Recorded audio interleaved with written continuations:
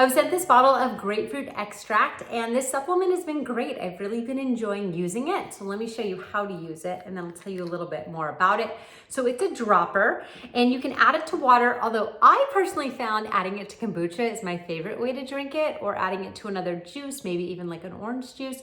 And you're gonna drop 15 drops in, and it comes out pretty slow. So here we go. 1, 2, 3, 4, 5, 6, 7, 8, 9, 10, 11, 12, 13, 14, 15. Okay, and you can do that 2 times a day. You can mix it up or just take it like this and drink it up. As far as taste goes, really the aftertaste to me has the most grapefruit taste. So if you're not a fan of grapefruit, this probably would not be for you. But if you love grapefruit, I think it tastes really good actually. Nice addition to your drinks. Plus it's giving you a good dose of vitamin C, which can help with immunity, your metabolism, a whole bunch of great things. And this comes from a grapefruit that is sourced in the US, in Florida.